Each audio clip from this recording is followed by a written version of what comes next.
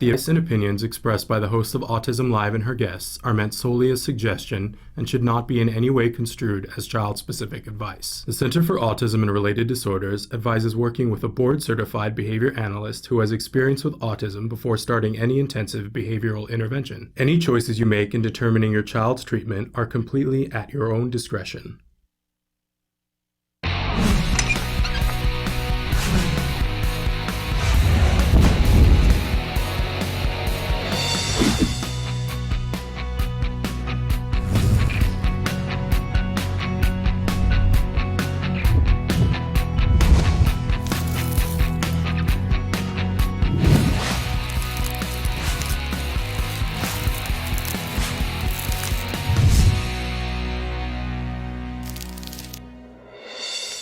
Good morning and welcome to Autism Live. I'm Shannon Penrod and we're webcasting to you live from the Center for Autism and Related Disorders headquarters in Tarzana, California. It is July 1st. Very exciting to be here with you all this morning. We want to start the show by giving a big well wish to Dr. Doreen Granpeesheh, who is getting married today. Isn't that a wonderful thing to get married on a Tuesday? And on July 1st, it's a good day to get married. I got married on a Monday. I know people are attached to getting married on a Saturday or on a Sunday, but I gotta say, you know, getting married at the beginning of the week, a really cool thing to do. Has its pluses. Then you get more time to go do fun things for the week before you have to be back at work, right? Well, in any case, we want to wish Dr. Granpeesheh all the happiness that there is in the world in this wonderful, wonderful marriage, and we'll look forward to hearing all about it, maybe seeing a few pictures when she's back next week. So I hope you'll join me in wishing her well. We've got a big show here for you today and lots to talk about. Very excited to be here. Want to remind all of you that we will be here live for the next 2 hours talking about autism from a 360-degree perspective, hopefully shedding some light in some areas that help you, whether you're a parent, teacher, or practitioner, to get to the progress that you want to see, or if you yourself or the individual who is on the autism spectrum, we know that there are some things that you want to work on, things that you want to get better at to help you in all your endeavors. And we want to connect you with resources, information, and some hope and some inspiration, right? And ooh, have we got some hope and inspiration for you in just a little while. We've already had some questions come in over the weekend and overnight. I want to start by saying there was somebody who had written in a question last week for Dr. Granpeesheh that we did not get to, but I had Dr. Nadowski answer it on Thursday, and I did not have your email attached to it, but you wrote in again this morning. It's the one about, will there be too much if a child is having an ABA program in school, in a preschool, and having ABA program at home? Will it be too much for him, the child who really likes to be reinforced with letters? So Dr. Nadowski answered that question on Thursday, but I didn't have an email to email the clip to you, but it's there. It's in that first hour with Dr. Nadowski, okay? If you can't find it, email me back. We do have a wonderful guest who can also answer that question again today, but Dr. Nadowski gave a really you-know-what answer, kicking things answer. So I hope that you'll check that out. Okay, here at the start of the show, I always like to remind you guys the whole show is meant to be interactive. We want you to participate, write in, call in, whatever you would like to do to have your voice be heard. We want to know your thoughts, your questions, your concerns. So Emily is going to show you some of the different ways that you can participate with us here on the show. I'll remind you that our homepage is autism-live.com. There's lots of things to do when you go there, not the least of which is signing up for our free newsletter. I hope you will. Check out our blog, too. Lots of fun things happening there. But you can also see that there's a computer screen there. If you click on the triangle on the computer screen, you could be watching the live show or the most recently recorded live show. And to the side there are a series of white boxes. One of them says your question. And if you put your cursor in that box and start typing, hit enter, it will arrive here on my screen with a little bit of a lag, maybe minute and a half. So ask your question early when we have guests. But it's totally free. And we don't get to know who you are unless you tell us who you are. So ask your questions in complete and total anonymity, but if you want an answer back, make sure that you include your email address or some way for me to get a hold of you.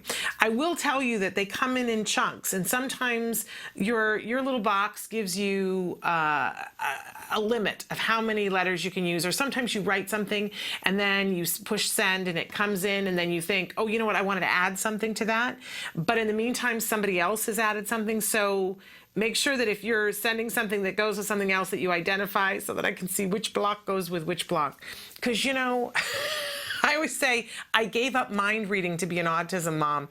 And I swear when I had my child, my IQ dropped and stayed. Maybe it's being underslept, because I'm in a perpetual state of underslept now that I have a child. It should be getting better now, but I'm still catching up on that first year. So my IQ has dropped. You got to help me out. In any case, lots and lots of things going on here. I do like to remind you at the start of the show that while we will have lots of experts here with us, I am not one of them.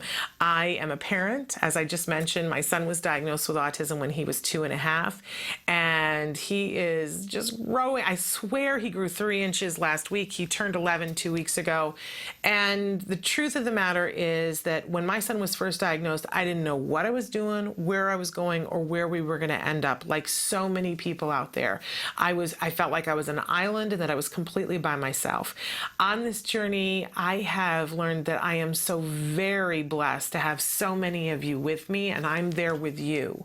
We are all in this together. There are things that we can accomplish. There is so much hope. There is so much progress available to our kids. And I only found that out because I was lucky. And the person who gave me that first boost of information that said, here's what you have to do, here's where you have to go, what you have to say, and here's how this is going to happen, and set me up for success, I always say to her, how will I ever pay you back? And she always says to me, you will pay it forward. So that's what I'm doing here. I want to pay it forward by hooking you up with the information that you need so that you can be lucky too. But I'm learning just like all of you. So I'm not one of the experts, but we do have experts here to talk to you. And that's a really wonderful thing. Again, free, participate, take from this what you need. And if you don't see what you need, please let us know, because this is what we're here for, to help you. All of you. And we know that this is not one size fits all, right? Big, beautiful spectrum. Everybody has a place here. And if you see, somebody wrote to me last week and said, you're concentrating too much on the older kids. I want to hear more about the younger kids. And that's great, because then that tells me, okay, we need some more of this. And then next week, you guys will say to me, you're concentrating too much on the younger kids. Tell us about the older kids. We try to give you a good mix, but if I don't hit it, chastise me, let me know, kick me. I'm here for you. So put me to work and tell me what I'm doing wrong, or tell me what I'm doing right. Either thing. Okay. We like to start the show with something that we fondly refer to as the jargon of the day. This is when we take on one word, one phrase, one acronym, and we try to make sense of it in our world, because a lot of us didn't go to school to get a master's degree in autism. We're getting it now, but that wasn't our intention way back when. And now that we're in the thick of it, as I said, sometimes I'm too underslept. I just want you to explain to me, what does it mean in real terms? So, but we have to learn. We have to make friends with these terms. So first we give you the actual definition, and I like to poke fun in it because it's a good hobby. And then we give you a working definition to try to make it something that you can actually get your head wrapped around, right? So today, and this will all come clear why we're using this term today. Today's term is extinction burst. All right, what on earth are we talking about here? So our actual definition of extinction burst is an increase in the frequency of responding when an extinction procedure is initially implemented. And there we have it. I'm crystal clear on that, right? But the problem is, if you don't know what an extinction procedure is, right, then how are you going to know what an extinction burst is? And to me, when I started in this community, I thought that extinction is when an animal ceases to exist on the planet. So I don't even want to discuss that having to do with my child, right? So what are we really talking about for an extinction burst, and what is extinction? All right, our working definition. A temporary spike or or increase in a problem behavior that occurs when the behavior source of reinforcement is initially removed or discontinued. For example, the behavior gets worse before it gets better. All right. Even our working definition is a little dense today, right? Okay, but we've talked before on the show that every behavior has a reason why it exists. Every behavior. We never engage in a behavior, especially again and again and again, unless it's got some sort of a reward. Dr. Phil calls it the paycheck. What's the paycheck we're getting? So let's say that our child is tantruming. There's some sort of paycheck for it. It may be that they're getting attention for it. It may be that they get access to an object. They throw the tantrum and grandma gives them a lollipop. Thank you, grandma, right? It may be that they want to escape something.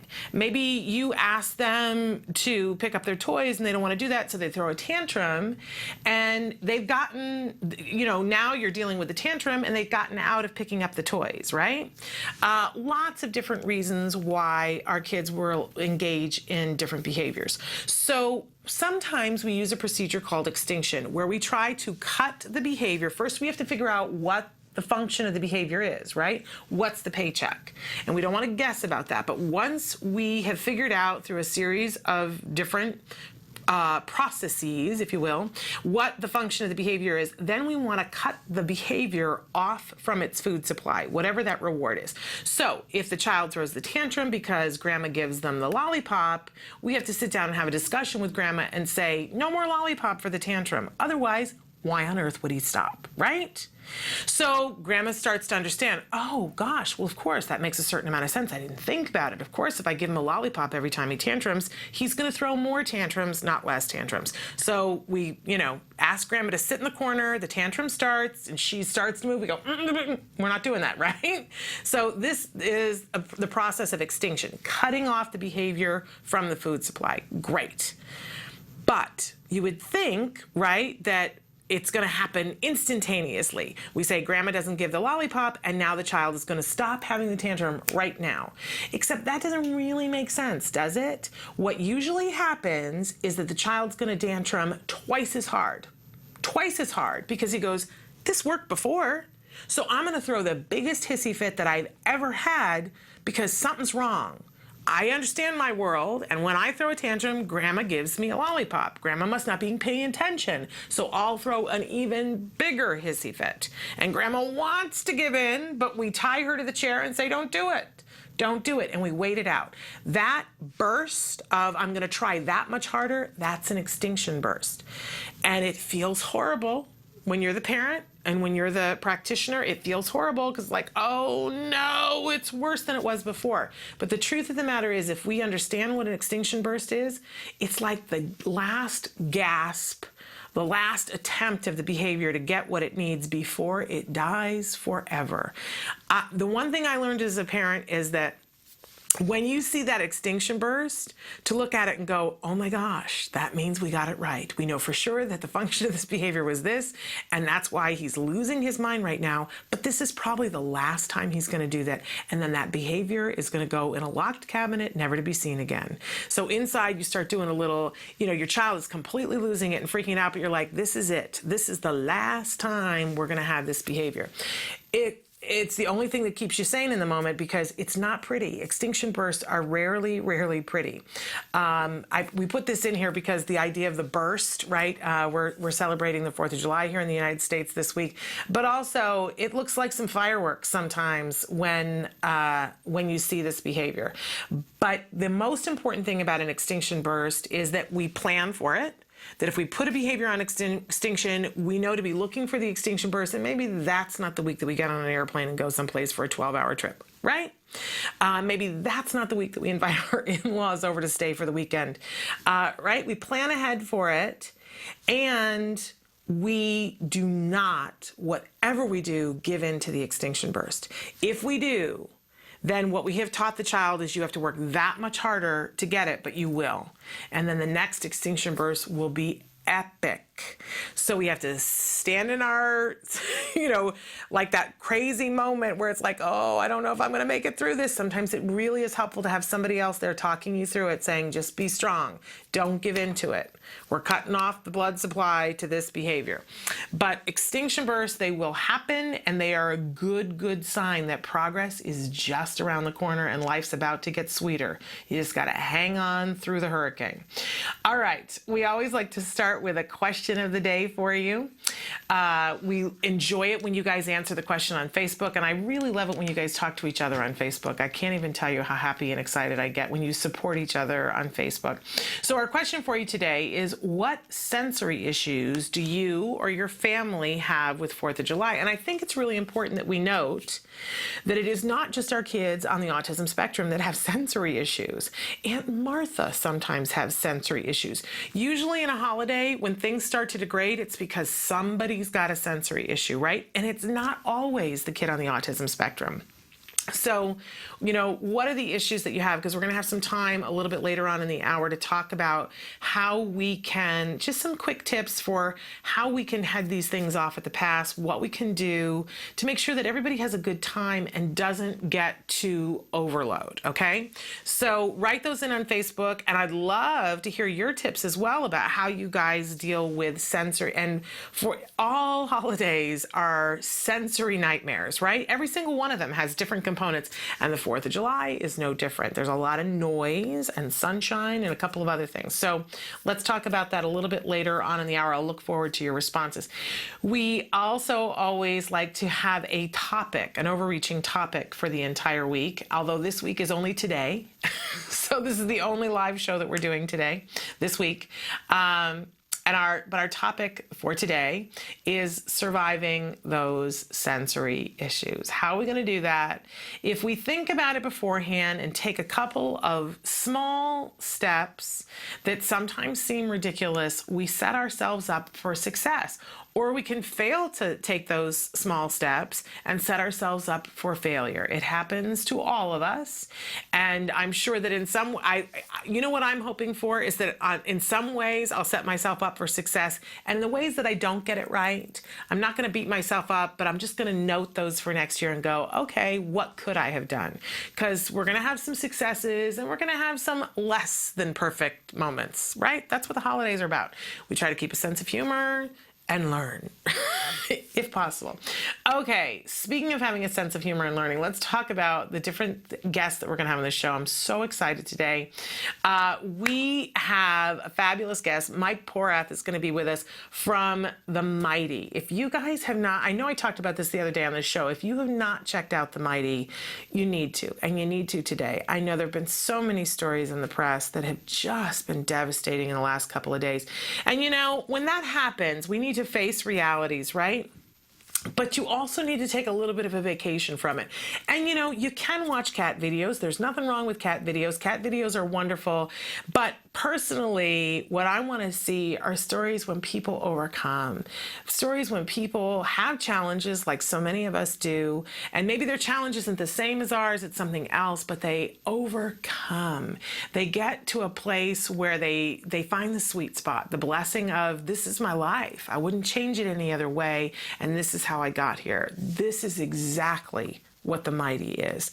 If you need an injection of hope, if you need an injection of courage, you want to go to themighty.com. And Mike is here with us today to talk about how this site came to be. You're going to love his story and how you can get the most out of it. So that's going to be wonderful. That's just in a few minutes.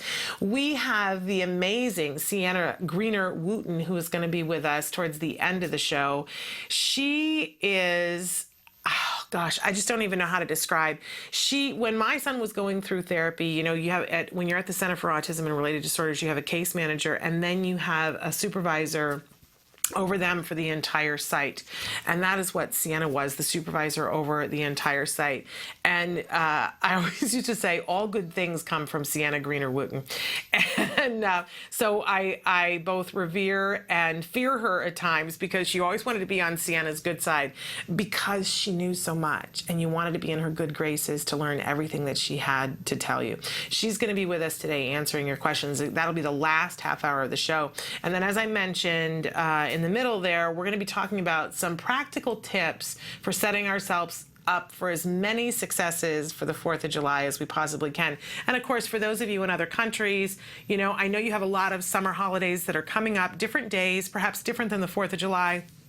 But you're still dealing with fireworks during the summer. You're still, in most places, dealing with the heat right now. So we'll talk about what happens during the holidays and how we recognize our sensory issues, how we recognize them in other people, and the kinds of things, it's the serenity prayer always. Grant me the serenity to accept the things that I cannot change, the courage to change the things I can, and the wisdom to know the difference. It's like that with sensory. What can I control? What can I control? What do I want to let go of, right?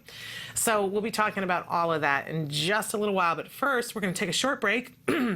Excuse me. And then we're going to be back with Mike Porath from The Mighty. You're going to love it. Stay with us. Hi, this is Lisa Ackerman. Welcome back to Talk of Facts, frequently asked questions and answers for the autism journey.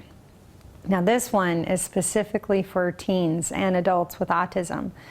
I get this question all the time. What's new and exciting in the medical world today for teens and adults with autism? So let's talk about them. TMS, transmagnetic stimulation therapy, is something that is really exciting. I met with the author John Robison. Look me in the eye. He's a gentleman with Asperger's, and something I hope all of our kids to strive and grow up and be just like him. He's amazing. He talked about TMS therapy and how he became more social aware. His smile was more natural, and I definitely can better understand things around him in those social settings. Another really great treatment that we're seeing just a ton of research on in the last 3 years is cerebral folate autoimmunity. In the 90s, they started putting folate in all of our different foods and products. Well, some people, they have found out, and specifically a high percentage of children with autism don't process folate how they should. Go figure. They don't do it the way the books say it's going to happen. So cerebral folate autoimmunity is just a really exciting new therapeutic to work with your physician on and to look to see if your child is a candidate for that therapy. And another common thing that we're seeing in teens and adults, and we've talked about it before in Talk of Facts, is seizures. Very serious issue that needs to be looked at. Abnormal brain waves or brain patterns or epileptic activity in the brain definitely needs to be addressed in children with autism. Again, I'm not a doctor, but I know doctors that can go through and work and look at the child and perform a 24-hour EEG. What they're finding with some of these anticonvulsant or seizure medications is kids start to make great gains in speech, cognition, sleep, learning, by treating any type of seizure activity. So, and the other issue is pandas, not the cute fuzzy bears that we see in the zoo, but an issue that is happening with a lot of teens and adults on the spectrum, where you see a dramatic change in behaviors with these individuals, and often they have an inappropriate immune response. TACA has a great white paper, so you can go look up in the pandas definition what to test and treat for and talk to your doctor about. But know that if you see an extreme swing in behavior with a child that goes from one place to a very negative place, we're seeing a lot of teens positively responding to treatments for pandas. And the last treatment I wanted to talk about, and I'm super excited about, and this happens to not just work with younger kids on the autism spectrum, but also older children on the spectrum, teens and adults. It's called mendability. And a great study just came out of UCI in May 2013 about a multi-sensory approach for individuals with autism. The whole premise behind the therapy is very simple, making it a sensory-rich environment so neural connections can make new pathways or at least connect in that individual. So kids with sensory issues, auditory listening issues, speech issues, they seem to really just respond to mendability, and I was so excited to see that new research. More research is being done on it, and the beautiful part about mendability is it's something parents can do on their own, administer with their child, and be connected to their kid as partners in the autism journey. Don't forget in any therapy or medical intervention to work with your physician and to do proper testing to know what your child needs and what treatments to pursue under a physician's care. So there's so many new things. I could go on for hours about new treatments and excitement, but there's the top ones that just have me so geeked here. But that's another Talk of Fact. Thanks for joining me, and we'll see you next time and on Real Journey, Real Questions and Answers to help your autism journey. Welcome back to Autism Live. So very excited to have this gentleman sitting with us live in the studio. And I hope I'm saying your name right, Mike Porath. You got it. Okay. And you are the creator of the hottest news site that's out there that is giving people so much hope and so much energy, I think is the word, The Mighty. So tell our viewers a little bit about how this site came to be and what it is exactly. Sure. Ultimately, the central question we were trying to ask is, can we build a media company that actually helps people? And the answer to that question is The Mighty. It was kind of a long process. My background, I started as a journalist. I was fortunate to work under great mentors at places like ABC News, NBC News, New York Times, places like that. The other part of my experience is the personal side. I'm the father of 3 kids. My oldest has a rare chromosome disorder. So, our family has grown up with a particular challenge around that. But we've always felt like so many people see the challenging side. They often don't get to see the beautiful side of it, that doctors don't tell you about when you get a diagnosis. And so as we talk to more and more people, I just felt that there's an opportunity to combine the storytelling aspects with something that people are very passionate about, and get these stories in front of the right communities. And so we cover diseases, disabilities, disorders, across the board. And what we're really trying to do is tell those stories of how people are meeting the challenge. So they're honest and they're genuine. They don't try to dismiss the challenging aspects that people face. But we're really trying to celebrate the people who are overcoming, adversity and just meeting the challenge head on with the right attitude, with the positivity. And what we've seen is these stories really resonate with people. So we just launched, I think it's been 11 weeks now, but we've already had over 1 million people visit the site. We've had stories get shared 20, 30, 50, 70,000 times. It's really great to see, these stories kind of getting out there in front of people. And isn't it remarkable for you to see that you've really touched a nerve? Oh, absolutely. That it's not just you who wanted to see these stories. The world is responding and saying, we want to see these. And I have to say, you are, I got misty there thinking about the blogs that you write. You're a beautiful writer on top of everything else, on top of being a visionary, to see this. And so want to encourage people, first of all, you got to go to the site, themighty.org. Themighty.com. Oh, .com. Themighty.com, excuse me. Themighty.com. So you've got to go there. It's like a patchwork quilt of stories, and you can click wherever you want, but you're going to get inspired no matter what you click on. We hope so. No, truly. I mean, sometimes you just need a little pick. There it is right there. Emily's showing the site, and you can see it is like a patchwork quilt, and you just get to click on whatever story you want and be moved in a really good way. We all need that pick me up from time to time. But then there are other things to check out. The blog that you write. I love when you first go there, the suggestion is that they read your story, which, when I first read it, I woke my husband up. I said, you got to read this. We got to talk about this. And it was just so moving. And then you suggest that you've got somebody that you lured away from another organization, and you suggest that they read her blog, too, about why she was willing to come to the Mighty. And I don't want to give it away. I want you guys to read it. But honestly, it will make you want to get up off your couch and go do things. It will. Well, and it's important to say, too, it's really a team effort. The idea came about probably a year ago now, but it was a matter of talking to so many people that I've worked with in the past, and just trying to collect our ideas on how to build this, and then ultimately build it as a business. We want it to, it's starting with stories, but ultimately we see it as an opportunity to have a fundraising platform where we can get contributors from all sorts of nonprofits and causes who write for us, who we help tell their stories, and then they can take a percentage of revenue that flows back into their nonprofit. So so we feel like we can help people in a number of ways. Part of it is just through inspiring stories.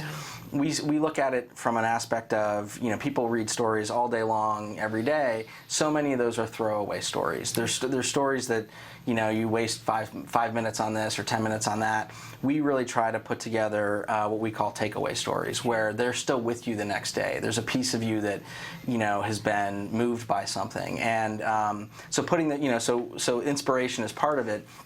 But ultimately, we would like to be able to help, other causes and nonprofits actually raise money through doing stories with us. Absolutely love it. So you want to go to themighty.com, and we're going to take a short break, and we're going to come back and talk with Mike a little bit more about some of the stories that are there right now that you won't want to miss. So stick with us.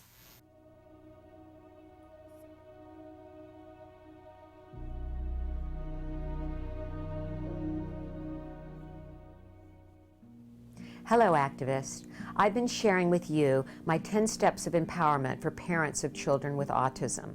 Now I'd like to share with you something that I read when my spirits get down from time to time.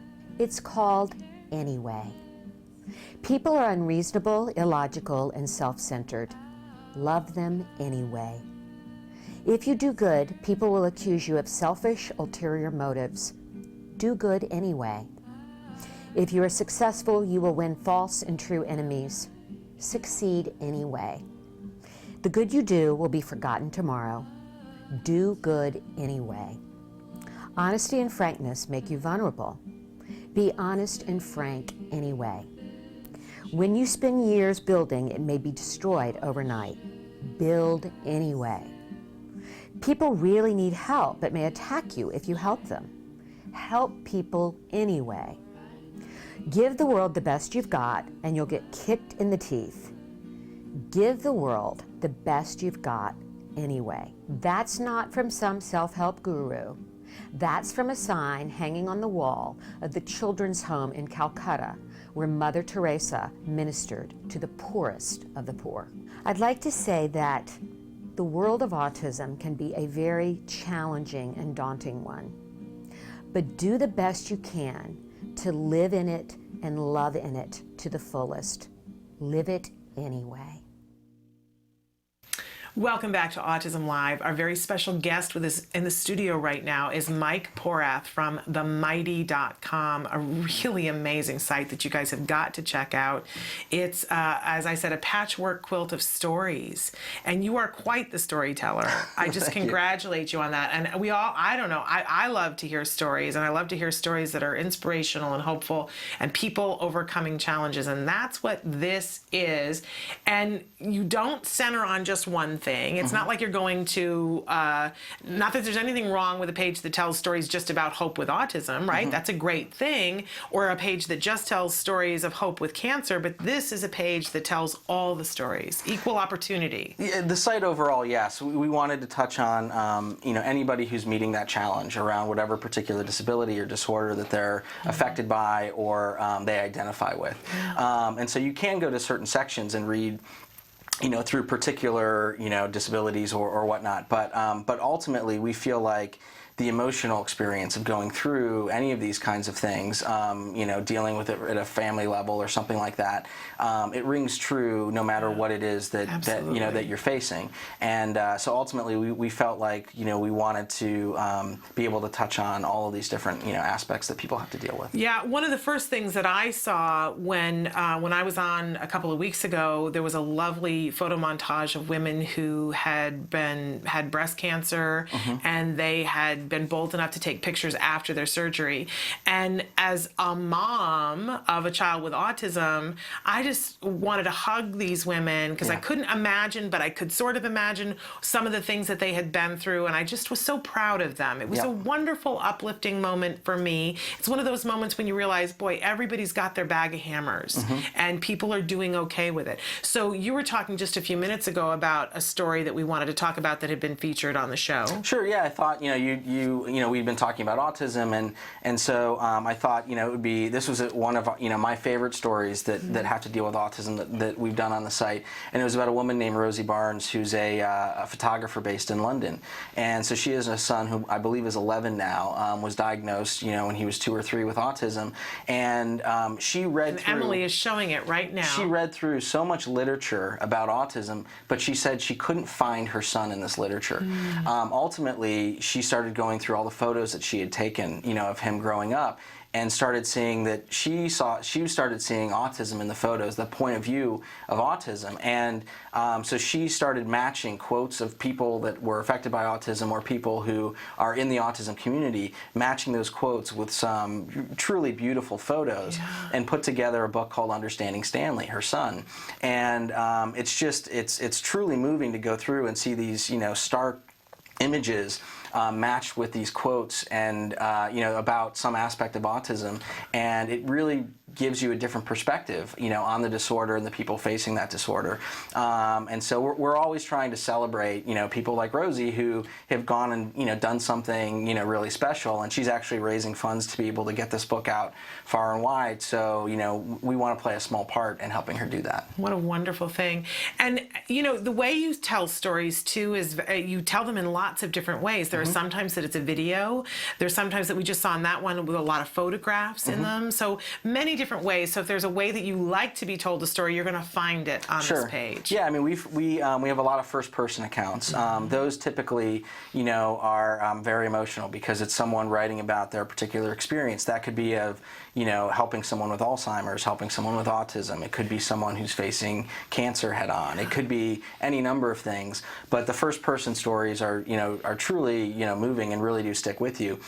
We also do stories where we do original reporting. We may talk to 5, 6, 7 people to put together a really nice piece of journalism that we report that maybe brings something new to the table of the literature that's already existing about that particular disorder. And then of course when we see this a fantastic maybe news piece in a local station somewhere that hasn't been broadcast big and wide, we'll take that, we try to frame it for people, and then embed that video and try to then seed it into the community, whatever disorder, disability it may be about, and try to get that to them so that they can actually appreciate it as well. Okay, and so do you mostly find these things all on your own, or is there a way that people can submit stories to you? They can submit stories. Okay. So we have something on the site. The email address is community@themighty.com. Okay. Well, we've had a number of people submit stories that have been published on the site, and some of those honestly have been our most seen stories. The ones that have been shared the most is someone just sees the site and they feel empowered, I think, to be able to tell their own story.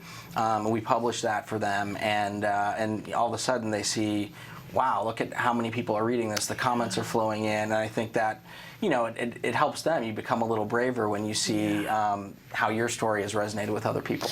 It's amazing. I always say that when we have the opportunity to connect with the community, whatever the community is, it empowers all of us. We just get that much stronger. I love this site, themighty.com. You need to go and check it out. We're going to take a short break, and then we're going to come back and talk with Mike about some of the effects that they have seen come out of this site, some of the responses that they've had from people. It's really, really powerful stuff. So stick with us.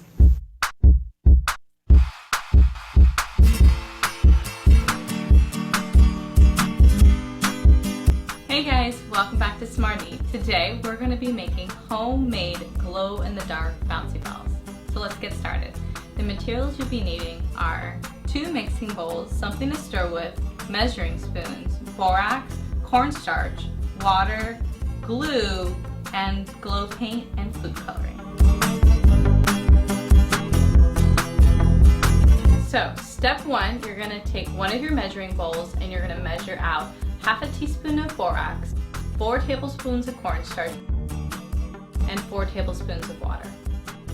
Then you're going to mix that all together.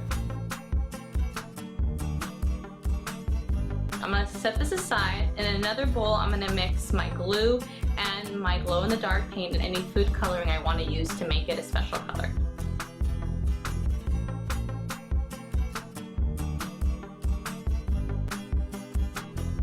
I have 2 separate bowls with the mixtures in them. Now I'm going to put them together, letting them sit for the next 15 seconds, and then I'll stir them together. It's important that you let them sit for a moment before stirring so they can do their magical thing. Now that the 15 seconds is over, I'm going to stir together the mixture, making sure to stir thoroughly until I can no longer do it anymore. You'll see what I mean in a second.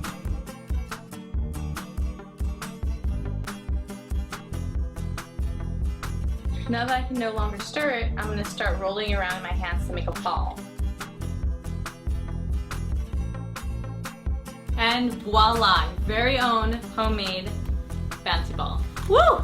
Well, I hope you had fun with this activity today. Until next time, craft on, guys. And you see me flying by your side.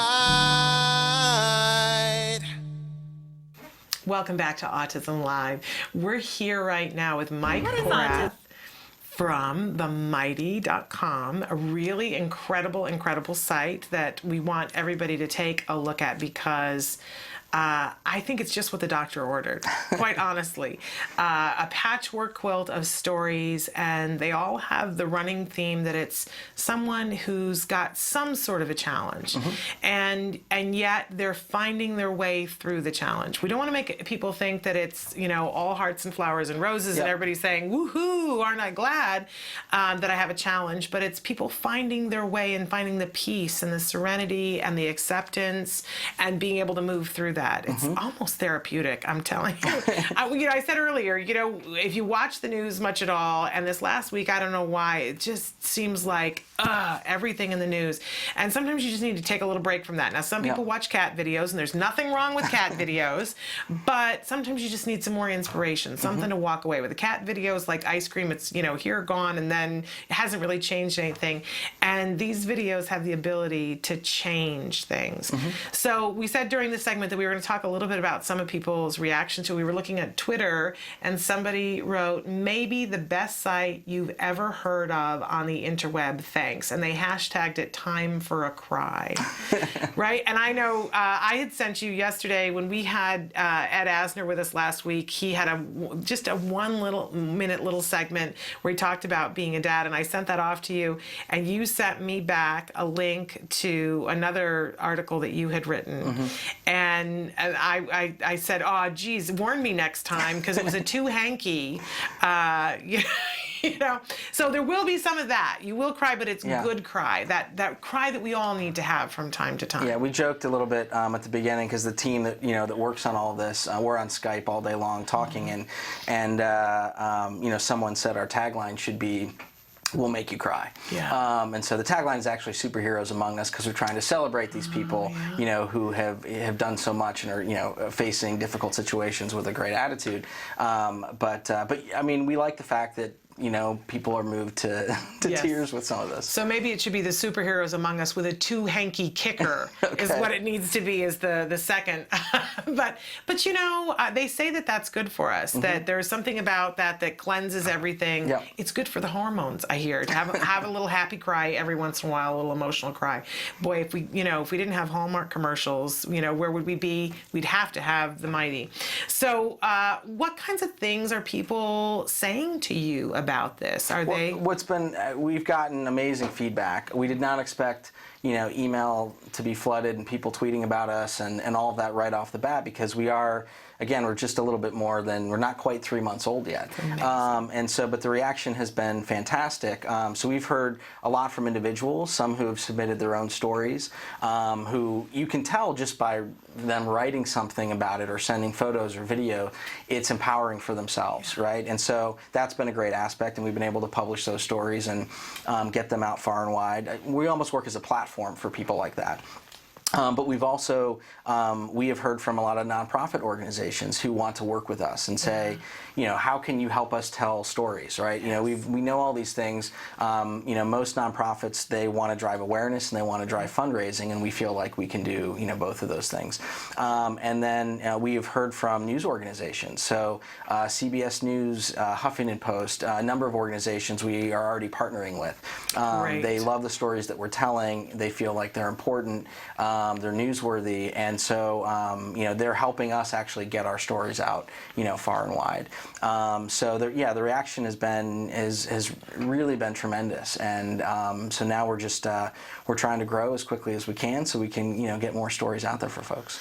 Well, and you can all participate in that. You can go to themighty.com, and if you see a story that you particularly love and that you feel like other people could benefit from this, share it. Mm-hmm. Share it widely so that other people, look, we can all have our Facebooks filled with quizzes, right? We can. I mean, if that's really what we want to do, we can. And on some days, maybe that's what you need. But I'm going to guess that a lot of people need to see these stories of people being superheroes in real life. Mm-hmm. And we know that in all of these different communities, and I'm going to speak for the autism community, we're always striving for that awareness that you were talking about and putting things in a positive light. This is a really good way in which to do that. So whether it's an autism story that you share or something else, you're part of something bigger. It's really remarkable. Well, we congratulate. Do you want to talk just briefly about, you mentioned that your daughter has a chromosome issue. Do you want to talk about what it is? Because there might be somebody watching who could use this information. Sure. So my daughter has Dup15q syndrome, which stands for duplication of the 15th chromosome, and it's on the Q arm of the chromosome.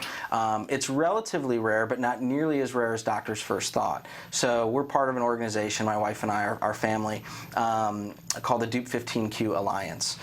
When we joined 5 years ago, my daughter was diagnosed when she was a little, just past 2 years old. It was only 300 families worldwide.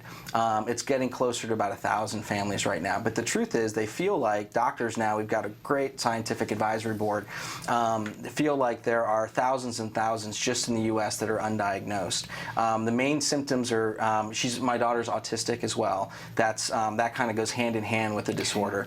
Many other people with the disorder they have seizures, there's cognitive delays, there's some physical, sensory, behavioral challenges that go along with it. But that said, we always look at it as you're more than all those little parts, right? It's first and foremost, my daughter's a sweet little girl who happens to have, in every cell of her body, an extra chromosome. And but she's, a wonderful little girl, and she's got 2 younger brothers that I think are gonna, be helping her. She's not always happy with them, but we'll be helping her, through life as well. That's the job of a sister, not to always be happy with her brothers. Yes. She's rocking that. Yeah. And we should note that you found out about this chromosomal difference because you had her tested. That's right. So it was one of the reasons that we believe that this diagnosis it's underdiagnosed is because with most chromosome disorders, there's often some kind of disformity, and that you can just kind of recognize someone looks a little different, and that symptom fits with a particular chromosome disorder.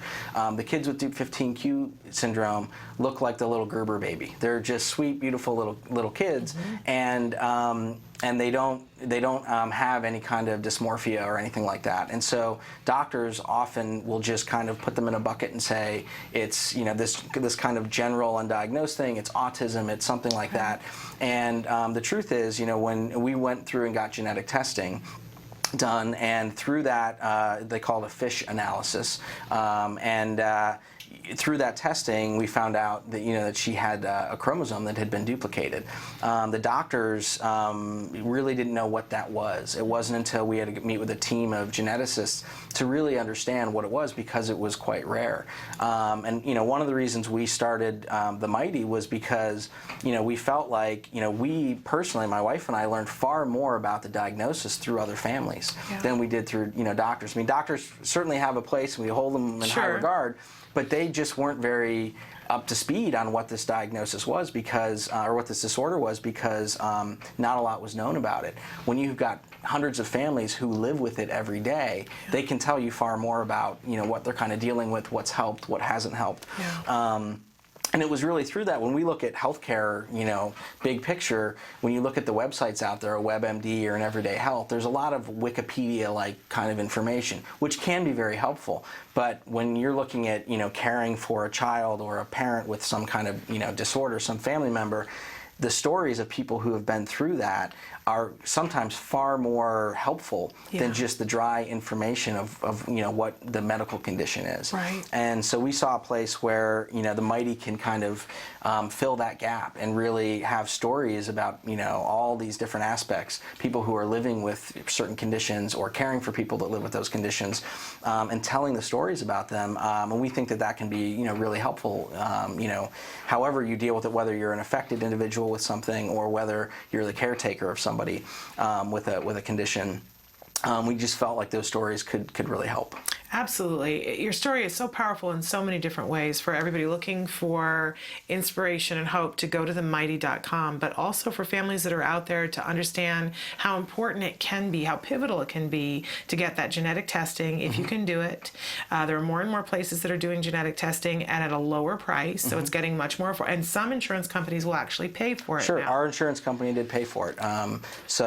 With the prices of some of the testing are coming down because science is getting better and better and finding cheaper ways to do things. But because of that, a lot of insurance companies are covering the tests that now cost a lot less money. So it's worth checking to see if you can, if you've got a child with some kind of undiagnosed issue, being able to get some testing done like that can be really, really helpful. It certainly was for us. Yeah, and I think most people do it to rule things out. Yes. You thought that's what was going to happen. We spent, we knew around 6 months of age something wasn't quite right. A lot of doctors thought we were paranoid first-time parents, but we continued to talk to doctors. We were living on the East Coast at the time. We went up and down the East Coast talking to specialists, and it took, over a year before we could, really get a diagnosis. But we met with a developmental pediatrician who said, I don't know what this is, what's affecting your daughter this way, but we need to start ruling things out. Yeah. That's why he suggested the test. Yeah. And he said, look, there's a very low percentage likelihood that we'll find anything with this, but this is a place to start. And 2 months later, we got the results back. He called us on the phone, and he didn't even know what to call it. He just said, she has a chromosome that's duplicated. This is it. This is at the heart of what's happening. And knowing that has helped you. Oh, tremendously. Okay. I mean, that said, it took some time. My wife and I reacted in different ways. Sure. I looked at it as it was far worse than we anticipated. We were still hoping, she's going to catch up to her peers and, those kind of things. And then to get this diagnosis saying every chromosome in her body or every cell in her body has an extra chromosome, like this is the issue. Like this is what you're dealing with. It was far worse than we expected, but for me, it was a weight off my shoulders. Yeah. I was so stressed and angry at the world for not knowing how I can help my daughter. Yeah. And now I knew her in a different way now, and that was so helpful. My wife, honestly, it took a little bit. She looked at it. She was really angry at first. Why us? Why is this happening to us? Those kind of things. But over the course of weeks, a month, whatever it was, we kind of were able to come together and we were on the same page of we know far more now about what we're dealing with. We found this amazing community in the Dupe 15Q Alliance. And if somebody's watching who feels that their child has this or already knows that they do, where can they find that group? Dupe15qorg.com. DUP15Q.org. Okay. And so that site will give you all sorts of information, and it's honestly the best community that my wife and I have ever been a part of. We've gotten super involved. I am fortunate to serve on the board of directors now, and I'm fundraising chair, and we're trying everything we can to drive awareness and fundraising, because we're opening clinics around the U.S. We are getting research done by top scientists, but it does take money to do all these things, and so. But we're thrilled with where the organization's going. It's helping so many families out. We do an international conference every 2 years, and we get hundreds of families from around the world to come together, and it's like a second family for us. But it's when you're dealing with something that's really difficult, having that community, having that support is so key. And so when you can narrow down that diagnosis, where you really understand what's happening, with your child, what's really going on. It's so impactful in so many ways. You said the word pivotal, and it really was. That changed the way it changed the therapies we were doing. It changed the approach we had on so many things. It changed us mentally to understand what we're really dealing with now. You know? Absolutely. So it really was a pivotal moment for us. Well, you're a remarkable dad. We are so thrilled that you're here and that you have started themighty.com so that we can all sort of participate in your storytelling and see what happens with that. So we encourage people, check out themighty.com. If you have a story that you want to submit, the community@themighty.com. Okay, community@themighty.com. Thank you so much for being with us Well, today. thanks very much for having me, Shannon. All right, we're going to take a break and be back with more of Autism Live after these messages.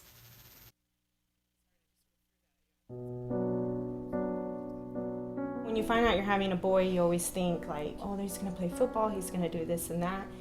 And then when he's diagnosed, all those things get washed away. It's like that piece that's always in the back of your mind, you know, where is he, what is he doing, is he safe? We really didn't know what we were dealing with. I wish that they could have directed me a little bit more and provided me some information. I was a young mom. I didn't know what it was like to raise a boy, despite a boy with autism. Hundreds of thousands of families are not getting the help they need for their children with autism all around the country. ACT Today is determined to bridge the gap. These families really have to go through a lot to get a grant. The application process isn't easy. The records, the diagnosis proof, they're really battling for their kids. So when we can give them a grant, it is so wonderful to see that they succeed in getting that help for their children. Our founder, Dr. Doreen Graham-Pichet, is an amazing woman, and she is one of the world's foremost authority on behavior of children with autism. She's extremely knowledgeable, and she oversees every single grant we give. She is part of that process. People may think of autism care and treatment as simply schooling or therapy, but we provide important safety supports, things like fencing, for example. The whole family's living in fear of that child running out into traffic. I recently delivered an iPad to a little boy with some of the apps that are out there for children with autism. Miracles happen. I got the iPad from ACT. From ACT, What did it say? Can you repeat that, Dustin? I got the iPad from ACT. We have helped so many military families, and when I think of these brave families that are fighting two battles, one to protect our country and one for the right treatment and care for their children, it breaks my heart, and I think we have to do more as a nation to help them. There's not a day that doesn't go by that we don't think about it. Some people say, oh, he's normal. You don't see the battles that I see every single day. My husband does have to deploy, and when they get on that bus, that might be the last time that my kids ever see them. So I called, and they informed me that he had received a grant, which was like a blessing from above. I was just like speechless. I just started to cry because, without it, we would have been lost. The ACT grant was a total miracle, and without that, we wouldn't be able to receive the service dog. So we're so appreciative what they've done for us as a family. Recently, ACT Today funded a program for military children with autism in San Diego, the Inclusion Films program, which is run by Joey Travolta and teaches kids on the autism spectrum literal filmmaking skills. They learn how to make a movie. Are we ready? There you go, got it. Okay. Everything that goes into the process of making a film goes into everyday life. So they're learning life skills, they're learning to collaborate. It was really nice to know how much they were enjoying this camp, and they're with people who are supporting them and are making them feel great about themselves and their differences and their similarities. And I get two kids that are working together and apart and together and apart, so it's an interrelationship as well as a camp and a learning experience. It's so fulfilling when I get letters. One stands out for me, a boy who was 14 with Asperger's, and we gave him a grant to go to a drama camp. He wrote to us and said, "Dear ACT Today, thank you for letting me belong for the first time in my life." These kids are remarkable. We underestimate them. They're so knowledgeable, they're so capable, and we can change the life of a family, which means changing the life of a community.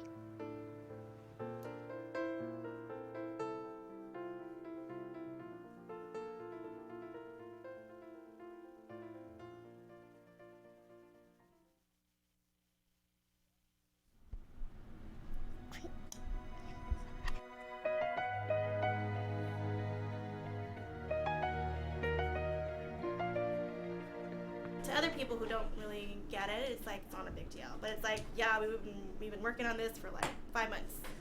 And he finally did it on his own. And I think that's the most exciting thing. Star. Can you see star? Mouse. Huh? Dog. Parrot. Jack Riley. Talk Riley. Come here. Baba, talk Riley. Yay! Hi. Good boy. Can you sit down? Thanks. All right. Baba, like What do you want to play when we're done? Do you want the tractor or you want a puzzle? puzzle. You want the puzzle? Okay. Okay, ready? What is it? Say needs knees. Good boy. What is it? It's knees. Good job. Transitioning, he always has to say bye-bye, and it just makes him so sad. But I know they use it as a transition word for him, but I kind of want to vary it so that it's not bye-bye every time, like it's all done, or we'll play with it later, or something like that. And just kind of guiding him to whatever it is that we're doing. Or giving him words like, kind of have like 1 more minute playing with the blocks or playing with the tractor. Just so he knows that he can ask for more time if he wants to. I just kind of want to nip it in the bud if I can. Okay, Jack, 1 more minute. Say okay. Okay. It just seems like there's a lot of emotional involvement, and it's kind of hard not to It be is. involved because It you know is. you're affecting Yeah. people's lives. Yeah, every day. Yeah, it is. It is hard, but it's also like rewarding too. Come here. Where will this? No, come here. Baba, look at this. Yay! Hi, mister. Hi, mister. Give me jumping. Good job. What is it? Toby. Jumping. You're so smart. Give me jumping. Nice job. What is it? Toby. Jumping. 1 more sticker. Are you ready? So when you're teaching a new label, you start off with just The field of 1, so that it's isolated and he knows that, this is the only thing that we're looking for, so that when we throw them into the ones that he already knows, or even with ones that he doesn't know, we can be able to see if he can discriminate that these pictures are jumping versus the other one. So that's when the true test is, does he know what the picture of jumping looks like. So then after this, I'm going to throw it in the field of unknown pictures to see if he can even discriminate. And after he knows that, then I'll throw it in with the actions that he's already mastered. Give me sleeping. Rock on, good job. What is it? Sleepy. Sweet, nice. All right, Jack, let's go outside, okay? Outside. All right, let's go. Thanks, buddy. Oh, you're just always so cute. In part 21, we learned that Jack Riley requests regularly now. Because of this, they are now introducing a new skill that will build from what he has already learned, waiting. First, it will only be for 2 seconds, and once he gets the idea, they will increase the time slowly. You want an E or a Y? Wait. Wait. Wait. No. Wait. Wait. No. Wait. Wait. Hands down. Wait. His down. There you go. Good boy. There's your Y. Yay, there you go, buddy. Wait. E. Wait. E. No. Wait. Hands down. E. You did it. Wait. Good. Waiting. Good eye contact too, Lovey. That's really good, Cheryl. This one's so good at that. Welcome back to Autism Live. That was the A Word that you were just watching. The A Word is an ongoing documentary that's being made by the Center for Autism and Related Disorders that follows a little boy who was diagnosed with autism at the age of 2 and really for 3 years followed him and his family around documenting what was happening. Now it still happens sporadically, but I always say there are so many amazing things about this series, and I encourage you to use it as a tool. Put it in your tool belt. right? We all need a tool belt, an autism tool belt. This is one of the many tools that's available for you.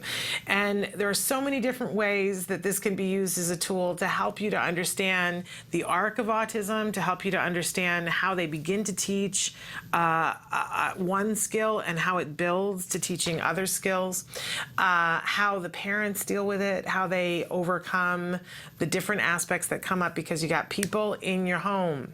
It's not easy. I know that there are many of you who are out there who are hoping and waiting and praying for this kind of intensive ABA program to start in your home. But I will tell you that once it starts, it is all encompassing. You're all in, right? And the whole family has to be all in, and it's not like just moving over on the sofa and making room for it. You got to rearrange a house for it, you know, literally and figuratively, so that therapy can happen in your home and that you've made room for it and that you're upholding it. It's an adventure, and it's not always easy. It's not always pretty, but it's worth it. If you have the opportunity to do this kind of intervention in your home, it's absolutely worth it to wait for it, to pray for it, and to push for it to happen. If you don't wait too long without starting something on your own using things like skills and IBT, other tools in your tool belt. But I think back to the early days when my son was diagnosed, and there were a couple of things that happened that it took us a while to find out about ABA and to find out good resources about ABA. But when we did, and the first time that we saw a child that was having this intervention, boy, you know, that became everything. We were going to work and move and change everything we had to so that we could make this therapy happen. But then you sign up and you're on the waiting list and you have to wait. And I always think, man, if I had had the A word to kind of get a grip on what was about to happen in those months, I was set up very well for success by the mom who told me about CARD and about ABA therapy. She gave me really superlative advice, and she gave me a great book.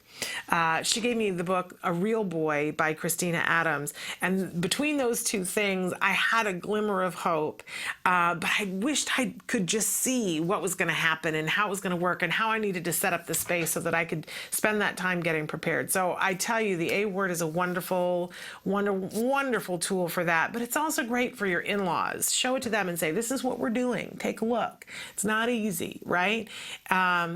And it's great for teachers to see this is what it looks like in the home. It's great for practitioners to hear what it's like from the parent's point of view. It's just a great tool. So, and it's free to you. It's got its very own YouTube page, and of course you can always watch it here. We show it at the top of the second hour every day and usually talk about it a little bit. So check it out, the A word, really, really amazing. Okay. Couple of things. We have heard from Sienna Greener-Wooten, and she's not going to be able to be with us, and I'm really incredibly bummed about it, but she's not going to be able to be with us because she's working with a child, and that, ladies and gentlemen, is the name of the game, and we have to support that, right? So she will not be with us, but that means that you're just stuck with me, and hopefully you won't mind that overly much because we have a lot to talk about. We're going to take a break, and when we come back, we're going to head into some tips for the 4th of July or just holidays in general over the summer for the sensory overload that comes with it. And once again, remind you, it's not just the kids on the spectrum that get overwhelmed with the sensory stuff. So stick with us. We're going to be right back after these messages. Hi, welcome to Camp Discovery, a free-to-play suite of fun, interactive learning games for kids 2 and up, designed by experts in autism. Camp Discovery will open your early learner to a world of new skills, shapes, numbers, colors, locations, emotions, and more. Let's get started. Please choose a level. Objects. First, Camp Discovery's Intelligent Preference Assessment determines your child's preferred reward for choosing correctly. Okay, got it. Let's play. Camp Discovery creates a motivating learning environment for your child by minimizing incorrect responses and maximizing successful ones. Find the shoes. Respond correctly and your child is rewarded with their favorite animations. You did it. Respond incorrectly and our unique prompting system guides your child to the correct answer by making it the largest choice. That's not it. Try again. Way to go. Continue to answer correctly and the size gradually reduces until the child makes the correct choice independently. You win. Success! Rewards motivate learning. Complete a round and your child is rewarded with a fun mini-game. Track your child's progress with easy-to-read graphs.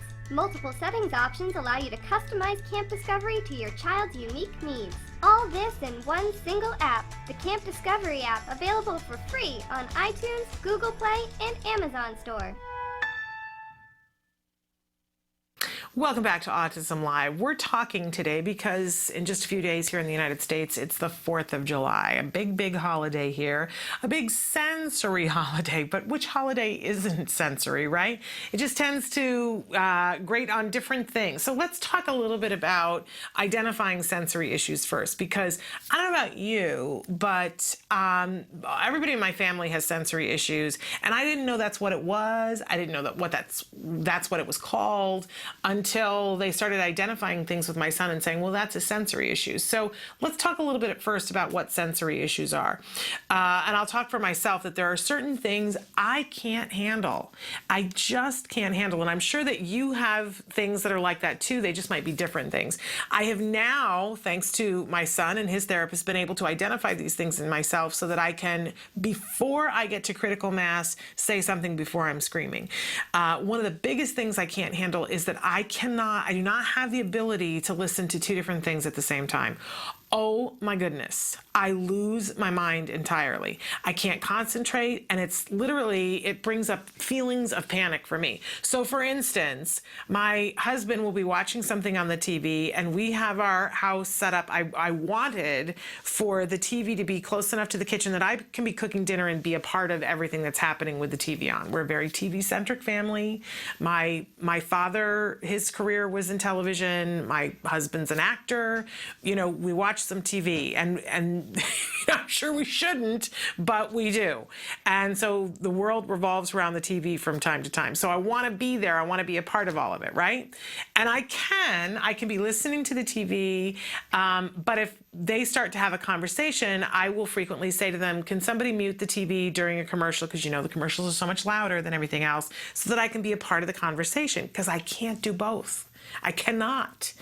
And my son now has this habit of bringing whatever device, you know, whether it's the iPad or his phone or whatever, he'll come into the room and plop down. So my husband is watching TV, and my son brings in his whatever device, and it's making its own little noise. And usually it's that nonsense noise, the video game nonsense noise that's repetitive. It's like a loop, ding, ding, ding, ding, ding, music. Oh my goodness, you guys. Like the top of my head comes off and I fall apart. I just fall apart. It's like nails on a chalkboard to me. And I now have been able to verbalize it and say to them, you guys, I cannot have two different soundtracks going at the same time, or two different people talking at the same time. I cannot do it. And so now my son will come into the room and he'll have something, and I say, do you hear sound? We have to pick. Which one are we going to have go away? And he can be a part of the decision making. I'm not, you know, legislating what it needs to be, but I know I can't handle that. Now, other people have different things that they can't handle. For my son, sometimes it's touch kinds of things. And sometimes it's that he needs some, and other times it's that he doesn't need it. If you stop and think about it, we're all a little bit like that, but his is a little bit dialed up. Maybe you have a hard time listening to two things at the same time too, but you can handle more than I can. My threshold is very, very low for that. My son, you know, when he needs to be touched, we've tried to teach him to squeeze himself, right? So that he isn't constant, because otherwise he'll come and he'll lay on top of me, and he's getting too big for that. You know, it's just like, what's happening? You know, so, and if he's at school, he's not going to go, you know, squeeze his teacher. That would be inappropriate. So he squeezes himself. You know, so it really depends. But we all have different sensory issues. There might be a sound, like a sound level that you just can't handle. My husband has a really hard time with high-pitched sounds. So if my son does this, like he can do this very high-pitched C-3PO or R2-D2, I guess it's R2-D2 noise, and it just, I can listen to it and it's no big deal, but it's painful to my husband. And then I think about all the different members of my family, and it's a mixed bag. Everybody everybody has their thing. My dog can't handle the bangs of fireworks. Oddly enough, everybody else in the family has no problem with how loud and how colorful the fireworks are, but the dog can't handle it, right? So think about it for a second and think, okay, what can't you handle? I remember my mom talking about going to a quilt store, and my mother loved to quilt, and loved quilting things, and wanted to, we would stop anywhere to stop at a quilting store because my mother wanted to look at things, but she went to one in Branson, Missouri. And she walked in and literally got dizzy because there was too much. It just visually, and it was something she liked, but still it was too much, and she had to turn and walk out, and she said, I can't handle it. It's too much. My brain just shorted out. That's sensory. All of those different things are sensory issues.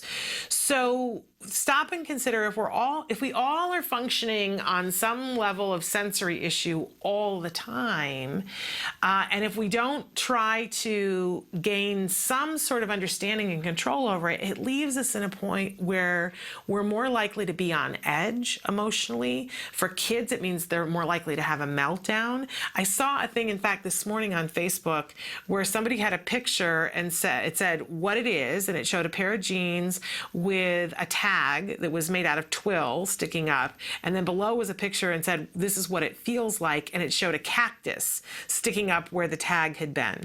And the truth is, for some people, that's exactly what it feels like. And maybe they can handle it for a certain amount of time. Maybe that tag is in the back of their jeans and they're like, they have it running in a sub program. It's not, but add one more thing to it, and now they're like, feeling uncomfortable. Add another thing on top of it that maybe they're tired or they're hungry, and you're going to have them being snippy. With a kid, it's going to be a meltdown, but with adults, it might be snippy, or, I have been known to just start yelling, saying, turn that off! I can't handle it! Right? And even that, which is not acceptable, I don't ever want to be yelling in my own house saying, turn that off, right? But I've gotten there, just keeping it real. But what's even worse than that is when people get snippy about things that aren't even the thing. You know what I'm talking about. You know what I'm talking about. When somebody just starts being crabby about everything that somebody does, and really they're not even feeling that way about the person, but everything feels uncomfortable because of sensory issues. Now, add in holidays where we're going to do things different. We might dress differently. The sounds are going to be different. We're going to be on a different schedule, so the light's going to be different. We're going to have different sounds going. We're going to sit in different places, and it's a sensory nightmare. Don't we love holidays? For the kid who can't stand a certain decibel of noise, and suddenly at Christmas time, everybody's unwrapping things and it's right in that decibel level that drive them crazy, it's going to make for a really unhappy kid. And you think, I bought all these presents. Why isn't this child happy? Because there's a sensory issue. So step number 1 is understanding what sensory issues are. And then step number 2 is figuring out what are your own sensory issues. What makes you buggy? And if you know that what makes you buggy is when there's 3 conversations happening at the same time, and you're going to a picnic where people are going to be having 3 different conversations, lighten the rest of your sensory load. So if you're one of those people that the tag in the back of your jeans is just another thing that drives you crazy, maybe those aren't the pants to wear, or maybe you cut the tag out. Yeah, it means that someday when you want to sell them in a garage sale, maybe you're going to get 50 cents less for them. The years that you are happier because of it will be definitely worth that 50 cents, right? So figuring out what the sensory issues are and how we can lessen them when we've got ones that we can't control. I said earlier, it's the serenity prayer. Grant me the serenity to accept the things I cannot change. Because there are some things that you can't. If your neighbor, you know, somebody had written in on Facebook about somebody setting off fireworks, and no matter what they did, the neighbor was going to do it. They asked them not to, and their child was having meltdowns. So this comes into the heading of something you can't change, but having the courage to change the things I can. So maybe that's that if you know that the neighbor is going to be setting off fireworks no matter what you do, and you know that your child's going to have a meltdown, maybe you don't need to be home. Maybe you go to your friend's house, they're going to fireworks, and they live someplace where nobody is around them doing fireworks. Maybe you go and watch a movie with your child at their house. That's within your control, right? And of course, the wisdom to know the difference. Because so many times, and we all have this in us, heaven knows I do, we want to continue to discuss it with the neighbor to say, could you please just not do that? Do you not understand that my child has a problem, right? In all likelihood, that's not going to be time well spent. Take control of the things that you can take control of, right? Okay, so we're going to talk about some really practical things, but first we're going to take a break, and then we're going to come back and really tear apart the 4th of July and what things we might be able to control. Stick with us. The Institute for Behavioral Training provides courses in applied behavior analysis for the treatment of autism. Access IBT e-learning videos on the move and learn at your own pace.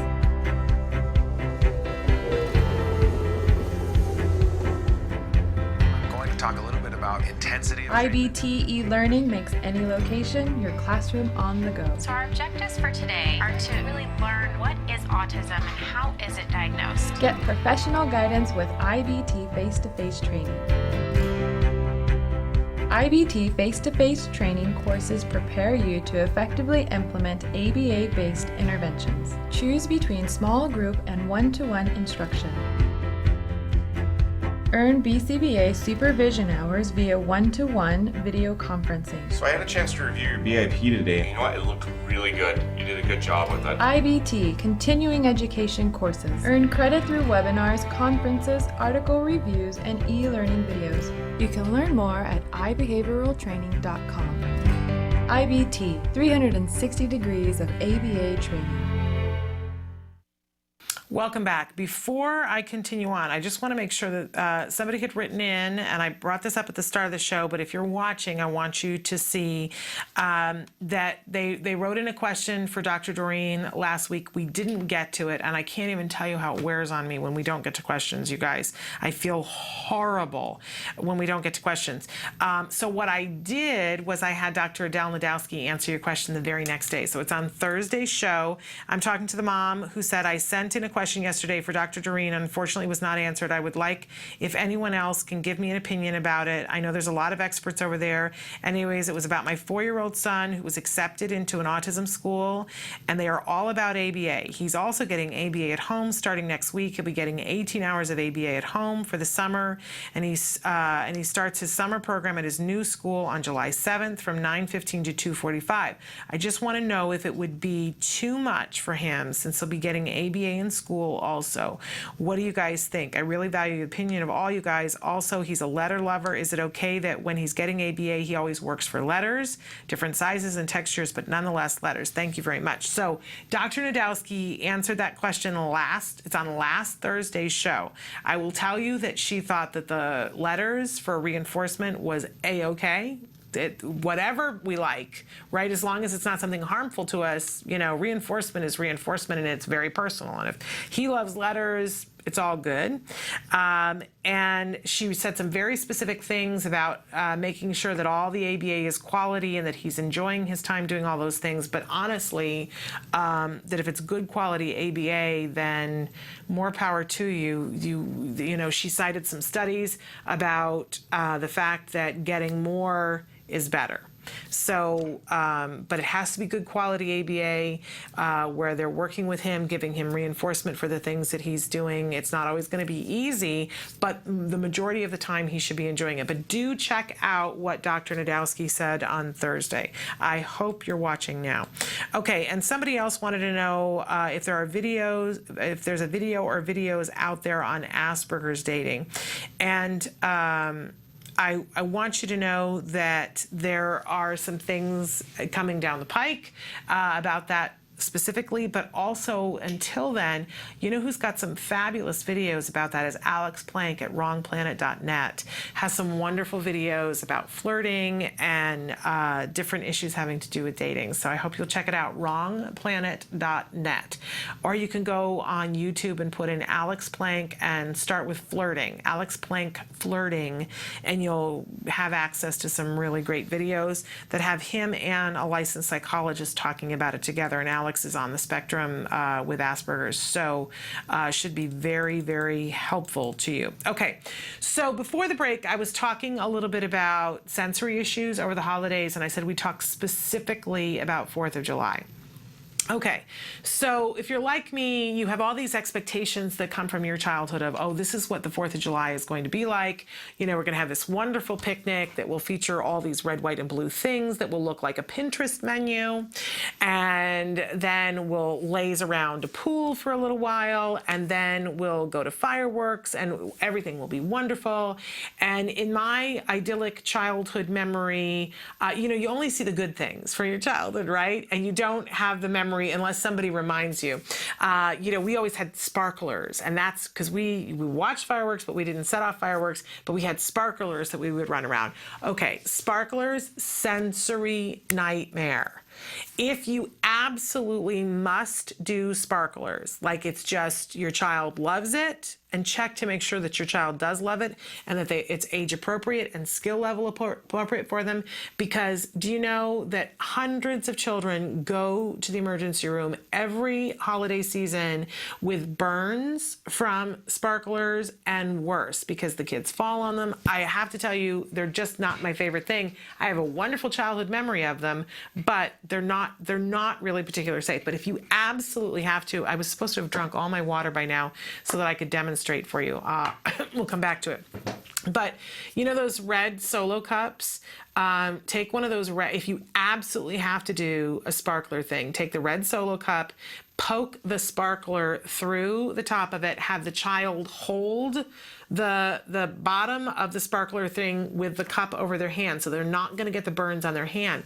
Do realize though that they're holding a piece of metal.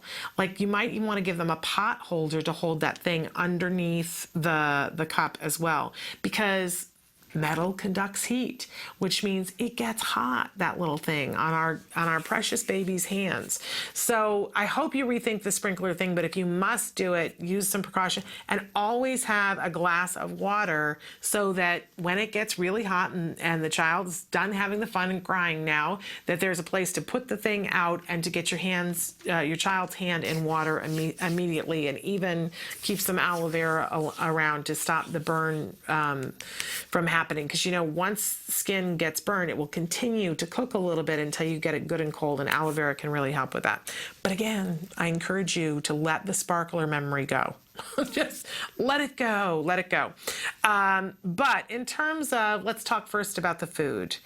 A lot of times, if you're going to be eating 4th of July, you might be at somebody else's house, and they have ways that they do things. If your child has specific dietary restrictions, bring whatever you need for yourself. I know it feels like you're packing the world, but there's nothing worse than going to a holiday and having your child not be able to eat something and then having to leave.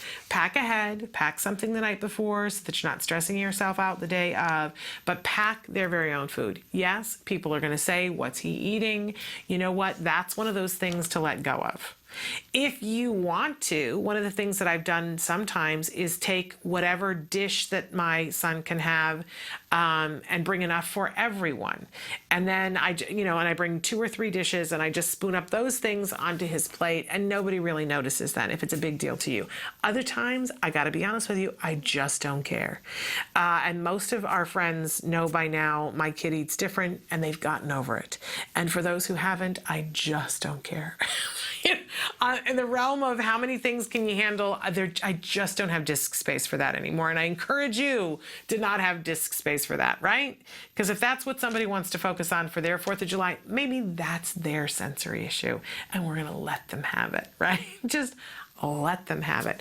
But make sure that whatever you do prepare for your child, it isn't a sensory nightmare. Like maybe your memory of the 4th of July is hot dogs, and you get, let's say your child has gluten-free, and you're thinking, wow, I'm going to give them this memory of my childhood, but the texture of the bun, you know, a lot of those gluten-free buns, the texture, there are some that are really good and some that are a little sketchy. And that might be something that's unpleasant to your child. So try to make it their favorite foods. Try to, if you want to, make it extra fun. I was saying to Nancy Allspaw Jackson the other day, my son will beg for fruit. He'll work for fruit. You want something to be a reinforcer, fruit is it for my son. So, you know, he loves all kinds of berries. And so I like to make like a red, white, and blue fruit salad. And I have little cookie cutters that I can cut little stars out of white peaches that are white, and I can cut red ones out of watermelon, and then I can sprinkle in some blueberries, and it looks very 4th of July. It's super duper easy. It just takes a couple of minutes, and I can have him help me to do it. For him, it's like the cookie cutter experience, because we're not making that many GFCF sugar-free cookies, honestly. And he's really, really happy. That's the important part. If I were spending all that time and energy to make the fruit salad and it wasn't something that made him happy, then it's not time well spent. By the way, we had Susan Campbell Cross on the other day, and she was talking about making popsicles. Since it's going to be hot, there's a lot of different things that we can do. I've already started making my red, white, and blue popsicles because my son gets a big kick out of that. I put either raspberries or blood oranges in the bottom. I have those popsicles that look like rockets. And you remember how we used to get those when we were kids, the popsicles that were red, white, and blue? So I put, last night I put, I just lost my train of thought. I put blood orange juice in the bottom, and then I put a layer of apple grape juice. When it's frozen, freezes white. I don't know why. It's not white, white, white. You could put coconut milk or almond milk in, but it's white enough, and it's what he likes. And then I'm going to put, you have to freeze it in layers, right? And then I'm going to put blueberries on, frozen blueberries mushed up on the top, so it'll be red, white, and blue. And he'll have red, white, and blue popsicles for the holiday. And these are things that don't have artificial colors and don't have any of the things that he can't have, because we don't do sugar with him, so that he has a wonderful experience. And quite honestly, as a mom, it makes me feel a little bit more normal, you know, with the kinds of things that moms do for kids for the holidays. That is reinforcing to me. It may not be for you. Okay, so try as much as you can to not change things that you don't have to. Like, it may be that you're eating at a friend's house and they're eating at 3:30 in the afternoon. I just don't know why we do this on holidays, but we do. And if that's the case, then you're going to pick and choose for it. You don't have any control over what time everybody else is eating. But honestly, you could say, I'm sorry, I got to feed my child at noon. And then maybe there's a snack at 3:30, and then you're going to need to feed him again at whatever time you feed him at night. Pick and choose your battles, right? Don't get bogged down and I have to do it this way because the hostess is doing that way. Unless you really, really feel that way and it's tied to a lot of other stuff for you and you don't want to appear to be different, that's your sensory issue. In which case, say, okay, so we're going to eat at 3:30. So I'm going to leave a bunch of other things normal so that we haven't upset the apple cart too much. Make sure that whatever you put your child in for the 4th of July, clothes-wise, it fits them and is roomy and can breathe and doesn't have tags and isn't scratchy. I love this blouse. I absolutely enjoy wearing it, but I'm not going to wear this outdoors on a hot day. It's a little scratchy. And if I'm going to be outside too, it's going to pile. Sensory stuff stacks. So put yourself in something that you're comfortable in that isn't binding, because when it's hot, we don't want to be bound up, right? Something that breathes, that you feel good in. Put your child in something, put everybody in the family in something that's comfortable to wear. And then we're going to take another break and come back and talk about the firework issue. How do we deal with the fireworks? Stick with us.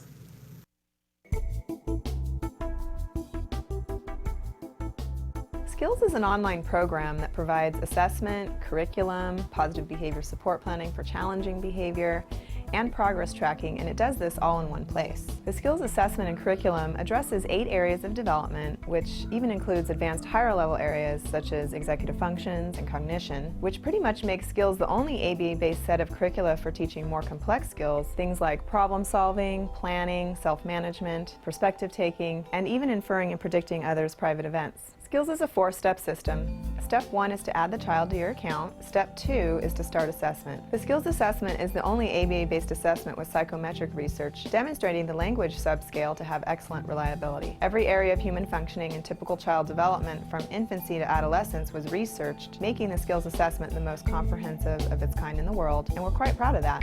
Skills is easy to use. Simply click Start Assessment and begin answering questions. Or simply type in a keyword, find specific activities to assess, and add activities to treatment. Step 3. Choose activities. Once you've completed the assessment, Skills selects from a pool of 4,000 activities categorized by age, level, and skill type to provide you with exactly those activities each child needs. Start by choosing a curriculum, then a lesson, and finally an activity. Click the information icon to view prerequisites, ages in which targets develop, examples, and IEP goals. Click the video icon to watch a short video. Once you've identified an activity you want to teach, adding activities to treatment is a snap. Step 4. Start treatment. Here you can access customizable activity lesson details, add your own customized targets and exemplars, and edit an activity status such as introducing or mastering it. You can even print handouts such as worksheets, tracking forms, visual aids, and other materials. Skills also offers multiple progress charts mapping curriculum progress, lesson progress, and cumulative number of activities and targets mastered over time. The Skills language curriculum is categorized by verbal behavior type so that users can identify progress for verbal operants, such as echoics, mans, tax, and interverbals. Skills is one of the only programs that provides the ability to write behavior intervention plans, or BIPs, for challenging behavior. With just a few clicks, the outline of the behavior intervention plan is written for you and ready to be printed and implemented. You can learn more about Skills today and get started by visiting us at www.skillsforautism.com, or you can call us at 877-975-4559. Skills. Progress starts here.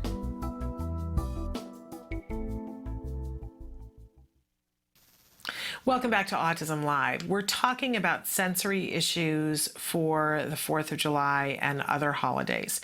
So I promised that we would talk a little bit about the fireworks, because fireworks are a wonderful, horrible sensory issue. And I love fireworks. Fireworks are one of my favorite things. I look forward to it every year. I want to go to fireworks. I want the longest fireworks show. I want to see the best fireworks show. And then I had a child. And a lot of babies don't like fireworks. So for a couple of years, I would watch from my home and see them very far away in the sky. It wasn't my favorite thing, but I'd rather have my baby, right? And then he was old enough to go to fireworks, and it wasn't the perfect connection, right? For a while, the noise was too intense for him. So my point is, whenever we're dealing with sensory issues for these kinds of things that are holidays that come up once a year, we have to evaluate and say, what's key here? What am I trying for you? Then maybe you go to them without your child for a year. Had to, I would, but I wanted to see if I could work up to the point where he could go to fireworks. And we did. Let you know that it's not the end of the world if you let fireworks go once or twice or even 3 times. There are many more 4th of Julys to come, right? So weigh it for yourself to start with and say, is it worth it to do it this year or not? But if you decide that it is, there are some things that you can help yourself. First of all, lower the sensory load on everything else. As we said, make sure that they're happy with everything else. And start to ask yourself, what is disturbing to the child? Because you might think it's the noise, and it might be. For some kids, just that bang that happens is not pleasant for them. If noise is the case, you can try the little earplugs that go in that deaden the noise. And I would start today having your child wear them for a couple of days. I'm sure you can find some fireworks that are on YouTube and put the plugs in your child's ear and keep the sound really low, but get your child used to the feel of the plugs and watching fireworks at the same time that they're feeling the plug, right? Try putting headphones on, and sometimes rather than have nothing play in the earphones, it's better to have something. Depends on the kid's ears to see, if they can handle it. It may be that's two, it's two separate things, but try and see what happens. It might give you a beat on whether you can do it this year or whether it's going to take more. By the way, there's probably more fireworks this summer, so maybe you don't see the 4th of July ones, but maybe you see the ones in your neighborhood on August 15th for whatever reason, right? Because you worked up to it a little bit more. But we call this sometimes systematic desensitization, where maybe you record some fireworks and every day you play it very lightly in the background for just 20 minutes a day while your child is doing something else, and each day you turn it up incrementally just a very little bit so that it's getting louder and louder, so that eventually, but it's important to have the visual there with it, I think. Now, other kids don't like the visual of fireworks. And I'm told from a friend who has a visual issue with it, like, I love it when they go pow and it's so 3D and sometimes it looks like it's gonna jump out at your face. I love it. But other people hate that. It's just like, I don't like the feeling of being on a plane and when your stomach kind of drops when you hit an air pocket, and I have friends who love it. Go on roller coasters just to get that feeling, right? It's personal preference. So if it's the intense firework jumping out at them that's really startling to them visually, maybe that's the kid that you need to bring an iPad for so that they've got something else to look at. Or maybe they need to have sunglasses on or Polaroid sunglasses on. Try some different things to see what helps with that. For other kids, quite honestly, the feeling of laying out in a field, because often you're in an open space to watch fireworks, and staring up at the sky feels like they're going to fall into the sky, and it's a very disconcerting, dizzying feeling. So that's a different issue, and I would encourage you to work slowly on that, having the child go out and lay on the grass and look at the sky for just a couple of minutes every day, and talking to them and having other pleasant things happen while they do that, then trying it at night. Give them things to focus on so that the dizziness kind of dissipates, that you can look at stars. You can show them a star map on, they have those circular ones that you can turn and look, so it gives them something to focus on. A lot of times when people get dizzy because of something visual, if you give them something to focus on, it helps to mitigate that feeling of falling. It's a type of vertigo. So, really look at the issue. If you've really decided that you just have to go to the fireworks, there's just no two ways around it, make sure that you're setting yourself up for success and giving them every possible tool so that it isn't overwhelming. Really, the last thing that we want to do is torture our kids. And for some of our kids, those intense colors, those intense visuals, the intense sounds can feel like torture. So deaden that aspect of it and work slowly up to them being able to handle it and knowing that they're okay while those things are happening. It really, really can make a difference. Remember, holidays are to be enjoyed. So we take these things a little bit at a time. All right, we're going to take a break, and then we're going to come back and talk about pronouns, because we have a question about pronouns that came in on the live feature. Stick with us.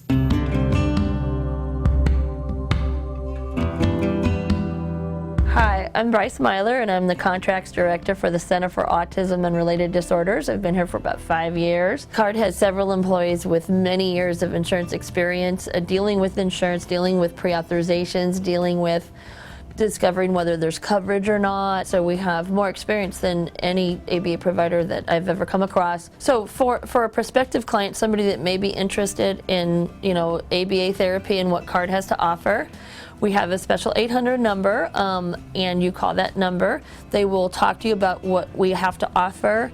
how ABA works. He'll ask you for the front and back of your ID card, and then we check to see if you do or do not have coverage.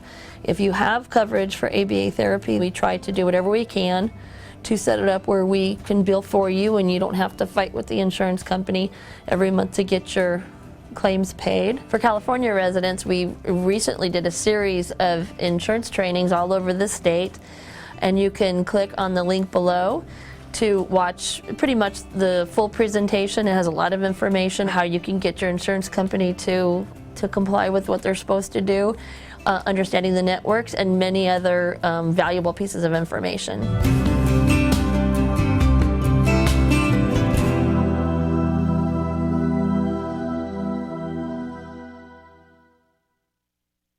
Welcome back. We have so much to do and so little time to do it in. No pressure. Okay, so the first thing that I want to address, a viewer wrote in and said, "Hi Shannon, how do I help my son with the I pronoun? He's 4 and lately talks about himself in the third person. He sometimes uses it correctly, but keeps going back and forth." It's confusing, right? Especially for our kids who are acquiring language a little bit later, it's confusing. So this is one of those things, and by the way, there are lots of lessons. There's a whole thing on pronouns and skills that's exhaustive. So feel free to check that out. You can even do it on the free trial. Absolutely amazing, amazing. I don't know why I can't get that to do that. There we go. Check it out on skills for the pronouns. But in the meantime, you know, one of the things that our experts talk about is that it's important when you're working on pronouns, because if there's just the two of you and you're sitting there with a child and you're saying, say I, right? But you're saying it, it's really hard for any of us. We get discombobulated. So the best thing to do is to either work with 3 people in the moment. So mom is sitting there, and when she's talking about herself, she says I, and when the child is talking about himself, he says I, and when the child's talking about mom, he or she says you, right? And that there's a third person who moderates it, who isn't involved in the discussion except to prompt, say I, as that third person, so that they don't get the pronouns messed up with that person, right? They point to mom and say she, and they point to the child and say I. Really, you know, that's one of the best ways to do it, is to work with a third person. If you don't have a third person, then another thing you can do is work on it in text. Now, if your child doesn't read yet, you really got to stick with that third person thing. But if you can help your child to learn to read, and you can work up to this by having cards that say I and you, right? So you put the I on your child and you have them hold it so that they look down at it and go, I want to do this. And then when they talk to mom, you hold up the thing and they point and go you, and it says you on the card that you're holding up. But again, if the child can't read you, right, you got to go back to the third person to be able to help it. It's the kind of thing that takes a lot of teaching opportunities. And it's one of those things that as a parent, we just have to take a breath and go, this is going to take a long time. You know, it's going to take more than 30 times doing it. Just resign yourself to that, but know that it's not going to take probably 1,000 times, right? I think sometimes when we don't know for sure that we're going to get there, it feels like forever. Like maybe you have to do it 10 times and you're like, oh my gosh, I don't know when this is going to end, which is the truth, right? But if we know, well, it's probably going to take, 150 times, then we're not panicking in the first 40 times, right? I don't know how many, and I don't think anybody could give you an example and say, this is how many times it's going to take for your child to get it and get it all the time. But here's what I do know. Your child's already doing it sometimes, which means he's going to get it. He is going to get it. Do I ever make a mistake with a pronoun now as somebody who, is in my early 50s? Yes, I do. Right? So it's going to be okay if every once in a while he makes a mistake, but the vast majority of the time I get my pronouns right, and he will get there too. But it's going to take a long time. And so you're going to work on it, and you're going to get a third person, and when he's able to read, you're going to work on it texturally, and you're going to focus more on reinforcement than on correcting him. right? That every time he does say I when it's him, you're going to roll out the red carpet and bring in the brass band. And, you know, I'm thinking about Farrell's Ice Cream. They bring in the big booming drum and everybody, you know, clapping and going, woohoo, it's your birthday. That's what you're going to do when he gets I right. You're going to make a big fuss that's meaningful to him. And if, you know, whatever he finds rewarding, that's what you're going to do. I have to say, it's one of the hardest things. I've talked before with Dr. Tarbox here on the show about my son conjugating the verb to see properly. He's 11 now. And most of the time, finally, he does it correctly. Instead of saying, I seen it. I cannot have a child, former English teacher, I cannot have a child who says, I seen that. It just won't work. We're not doing that, right? But I promised Dr. Tarbox I would stop correcting him when he gets it wrong and start praising him when he gets it right. And it has increased exponentially, him getting it right. So I offer that up to you as advice. Reward. Try not to nag. It's very hard for me. Very hard for me. And then check out those lessons and skills, because they'll teach you how to get at it in lots of different ways. But get a third person, even if it's one of your other kids or the neighbor kid, your mom, whoever, makes it so much clearer in the kid's mind, right? It muddies it when we try to do it ourselves. Okay, a couple of other things that I wanted to cover. An article. There was a speech that Dr. Stephanie Seneff, she's a research scientist from the Massachusetts Institute of Technology, MIT, where I hope my son will one day go to college. And this article appeared in the Autism Daily newscast that we are good friends of ours. So Dr. Stephanie Seneff made a statement recently, earlier in June, at an event sponsored by the Groton Wellness Organization. And at that event, she said, at today's rate, by 2025, 1 in 2 children will be autistic. Now, how real does that make it for everyone? Okay. She was leading a presentation that showed a strong correlation between the increased use of Roundup, starting in the early 1990s, and the rising number of autism diagnoses over the past 3 decades. In 1975, 1 in 5,000 children were diagnosed with autism. The current rate is 1 in 68, and it shows no sign of slowing down. Okay, we're talking about Roundup, which you guys see all the time at many different stores. It's a weed killer, and it is produced by Monsanto. I know you've heard of that name before. It contains glyphosate, excuse me. It has been shown to cause toxic side effects similar to those found in autism. Monsanto has also been producing genetically modified crops, GMOs, that are designed to withstand the effects of Roundup weed killer. The use of GMOs has come under fire in the United States during recent years. Okay, it's important to note, because I know a whole lot of people are going to be poo-pooing this, right? But Dr. Seneff, is a veteran researcher who has published several papers on the effects of nutritional deficiencies and environmental toxins. She went into great detail in her presentation about how glyphosate, kills beneficial gut bacteria and causes deficiencies in key minerals, including cobalt, iron, and manganese.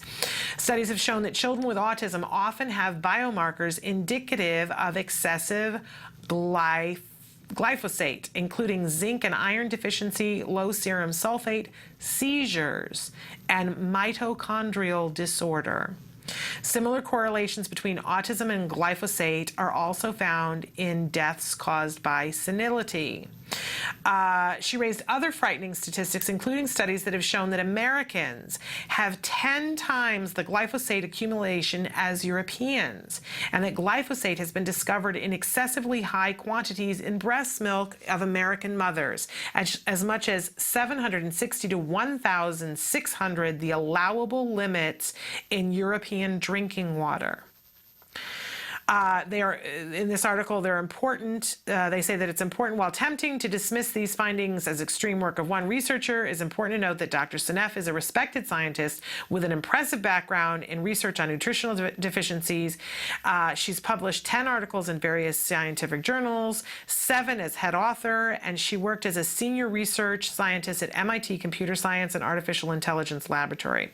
They do go on to say that while a correlation does not necessarily indicate causation, the extremely high Pearson correlation coefficient score of 0.99 is difficult to ignore. This, combined with the extreme prevalence of foods containing GMOs that were likely treated with Roundup in the United States, is enough to give anyone pause. Okay, so we mentioned this on the show the other day, new study about pesticides, and I said then that I wasn't going to say the name of the pesticide that a lot of us have used. But I want to encourage you to think about that, take a look at this study, make a decision for yourself. I would never want to tell somebody what they can and shouldn't use, but this also sheds some light on the GMO situation, something that you might want to consider. Okay, I'm hoping that we have enough time, and I'm seeing that we're not going to, because Facebook is not going to help me. But I want to call your attention to a wonderful, wonderful organization, Autism Votes. We know right now that the Autism Care Act is at a very precarious place. We only, and I wish it would bring up the page for me, and it's not doing it. But I think we're like in the 70s in terms of how many days we have before the Senate has to pass it. This used to be called the Combating Autism Bill, and now it's the Autism Care Bill. Don't we prefer that title? And what it does is set aside funding for autism for things like research. It's really important, so very important, that this bill continues to be re-upped. It has already passed in the House. Sorry, I'm trying to talk at the same time. It has already passed in the House, and it needs to pass in the Senate. What we need this week, the Senate is going to come back after the 4th of July break, and they're going to be voting. We need for everyone to participate and tell their senators, excuse me, that we want them to support this bill. And you might think to yourself, well, my senator co-authored him. I already know that my senator. No, we all need to have our voices heard. Now, Autism Votes has made it so easy for us to participate. It's ridiculous how easy it is for us to participate. If you go to their Autism Votes site on Facebook, and I have like 2 minutes. Let's see if I can do it. Okay, if you scroll down, you see a picture of the dome from Congress, right? Click on the link, and it will say to you, look, we really need you to participate, and that there are 3 different ways on the page to do it. One is to click and make a call. There's a way to share on Facebook, and there's also a way to email. Well, calling is the quickest thing you can do. So a pop-up comes up, and it says, make your voice heard. Millions of families are counting on you. Use the form below to connect to the office of your senator and urge passage of the Autism Care Act. So you put in your phone number, and I'm doing this right now so you can see how easy it is to do it. We might run out of time, but I'm putting in my phone number, and then you have to put in your name. Oops. All right, I'm putting in my first name, not hard. I'm putting in my last name, and then they want my email address.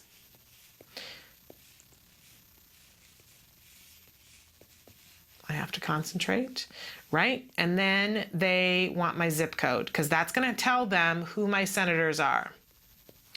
Okay, and then I click Call Now.